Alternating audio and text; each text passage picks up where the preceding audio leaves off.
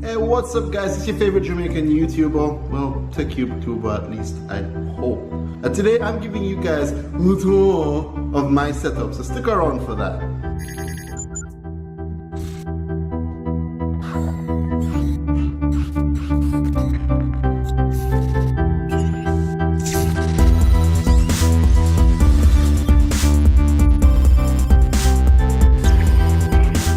Hey guys, Richie here bringing you the Vyllence in this latest video where it's been about time that I showed you guys what I've been working with, right?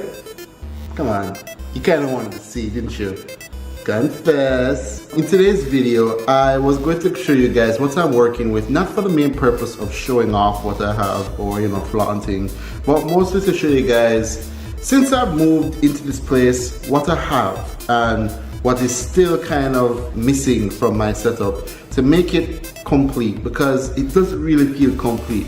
Every time I always buy something, there's always something that you could see that you say, oh, this could be here, that could be there, you could replace that with that, and so on and so forth. So please don't cringe. I'm working on it, I'm trying to get it a little better and sort it out, and hopefully eventually it will look amazeballs. That's my goal, to make my setup look so amazing that anyone that comes through my front door, the first place they're going to go to is this right here.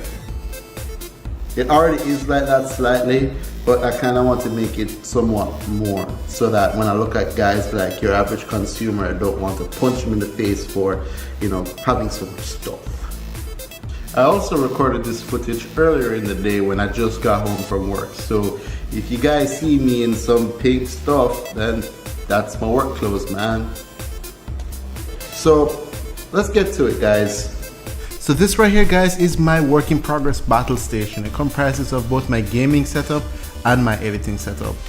All of my gaming consoles, my editing PC, and my gaming PC is kept in this area over here, and all the wires are filtered over to the other areas of the desk. Copied to the left is my editing PC that I used to make all of these videos. It's a bit dated. I built it when I was being cheap.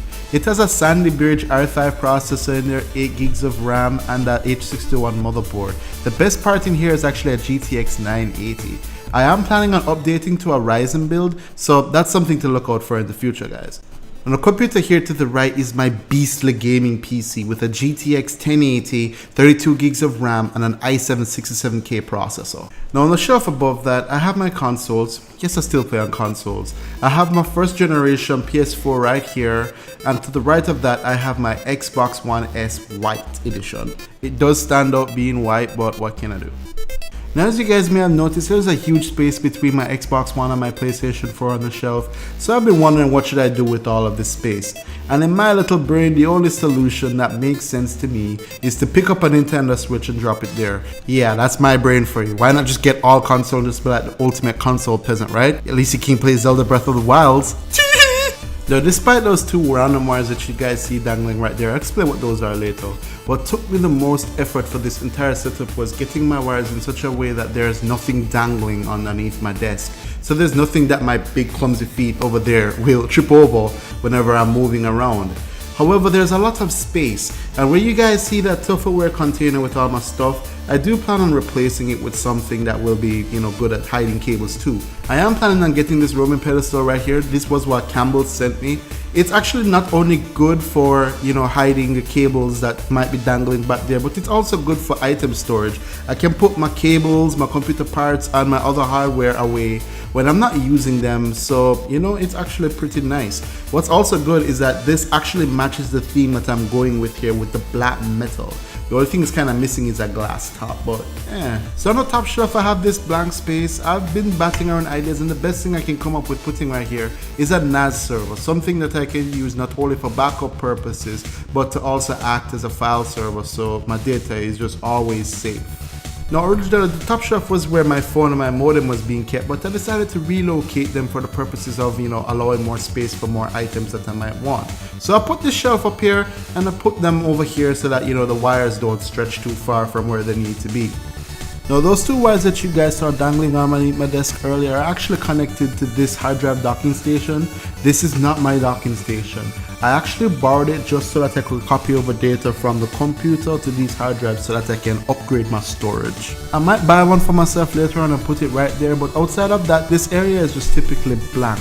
I have an idea what I could do with this place, you know, get us anti-static mat. I'll probably turn this area into a workbench, so whenever I'm working on a computer or, you know, something, I can use this area right here. Moving over a little to the right, guys, you have my triple monitor setup, which is connected to my editing PC. These are 3 ViewSonic VX2450 monitors, all connected to a Mount It triple monitor mount stand, which provides a nice balance and stability for the 3 monitors. Underneath my monitors, I have a pair of PC speakers which are quite standard. They're nothing special. The only thing they really offer is to control the volume and also to plug in a headset whenever I want to listen to music while my wife is doing her thing on the TV, you know. So it's good for that. Next to these speakers, I have a couple of external hard drives that are not in use right now, but I could use them to like plug into my Xbox One or something for additional storage.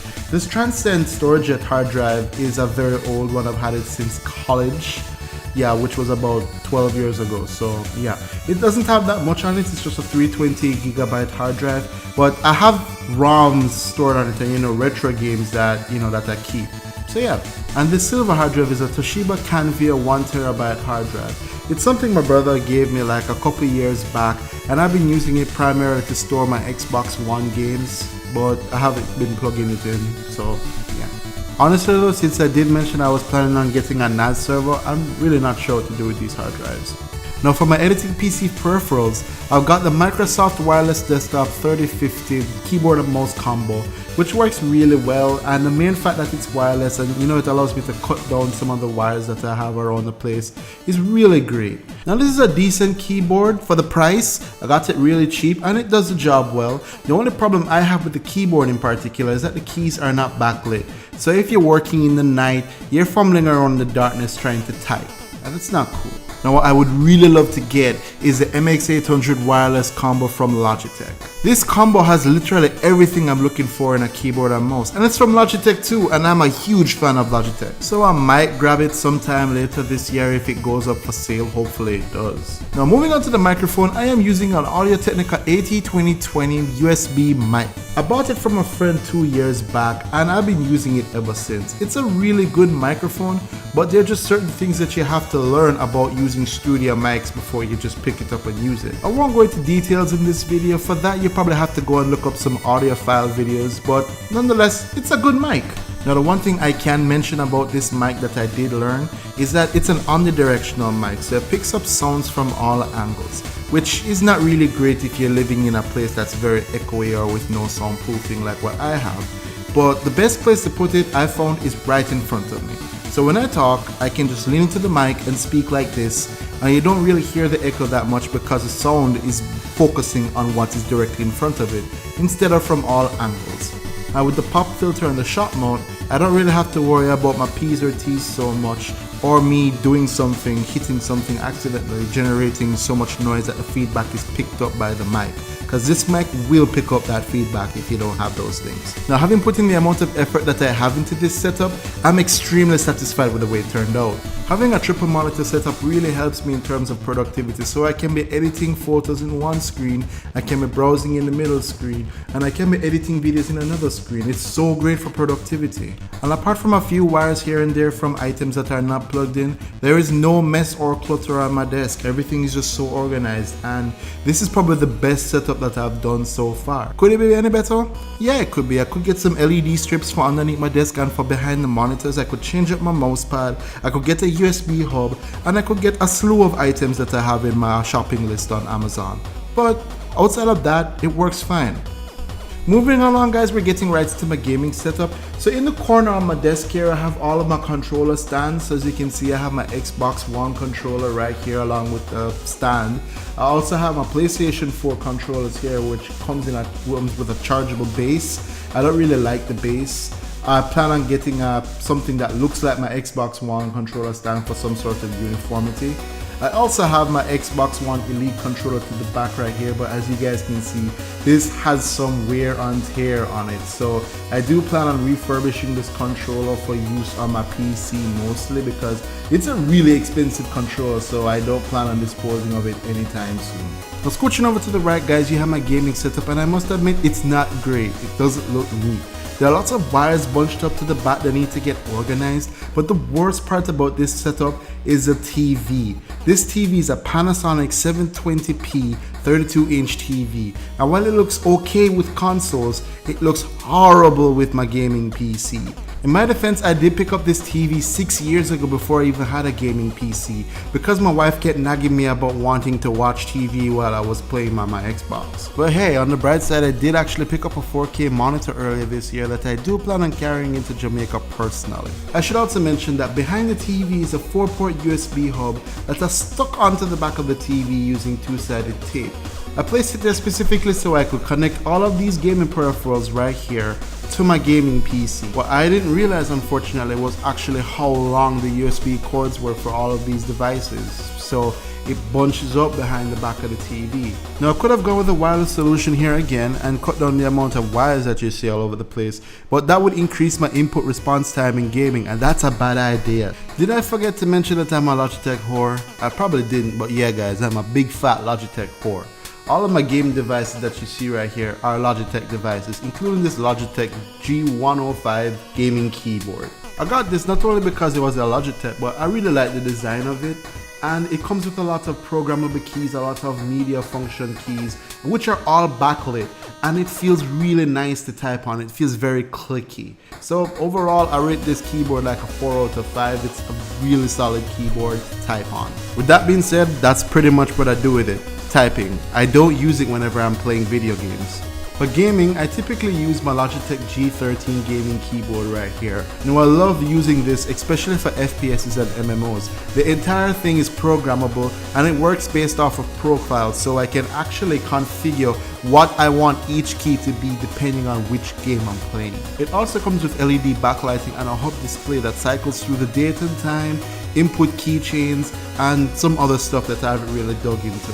Now to complement this, I am using the Logitech Proteus Core gaming mouse. It comes with a few programmable keys and a few extra features that allow me to change the way the mouse itself feels whenever I'm playing games, which I kind of feel as if it gives me a slight upper hand in certain games. Now the last item that's a part of my gaming setup, guys, is the Plantronics Rig gaming headset. I got this as a part of a bundle when I bought my Xbox One S, which will also explain why it's white. This headset is just bad. I do not recommend it to anyone. Not only is the microphone like a whole new level of sucky, but the audio drivers that are in each cup, they fail to produce any sound that sounds decent. It all sounds muffled. I'd rather stick with my Turtle Beaches, but the foam on the corner of the headset fell off due to excessive sweating, and inside of the cups just feel moist and they look nasty. So I might as well just buy a new headset.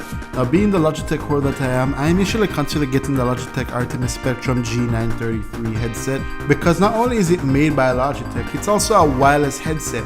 So to me, that's like a big win, especially for my setup where I want to cut down the wires.